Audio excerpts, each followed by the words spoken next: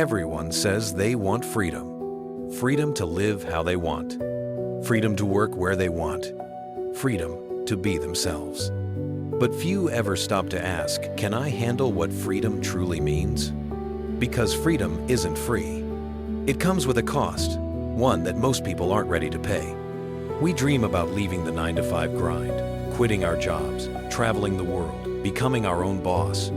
But when the dream finally becomes real, that's when most people realize freedom isn't about doing whatever you want. It's about learning to control yourself when no one else will. And that's exactly what Jack had to learn. Jack worked in a big tech company in New York. Steady income, great benefits, and a comfortable routine. But every morning, he woke up with the same thought. I'm tired of this. I just want to be free. So one day, he quit. No boss, no schedule, no rules. Just freedom. At first, it felt incredible. He slept in late, watched movies, went out with friends. He told himself, this is life. But after a few weeks, that feeling faded. The excitement disappeared, replaced by silence. There were no deadlines, no feedback, no one telling him what to do or reminding him why to do it. Days blurred together. He stopped working out. He stopped creating. He spent hours scrolling on his phone, convincing himself he was taking a break.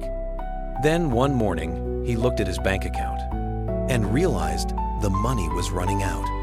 That same night, as he sat in his messy apartment, surrounded by half-finished projects, Jack whispered, maybe freedom isn't what I thought it was. But he didn't give up.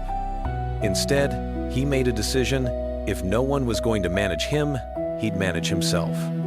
He started small, waking up at 7 a.m., planning each day, setting his own deadlines.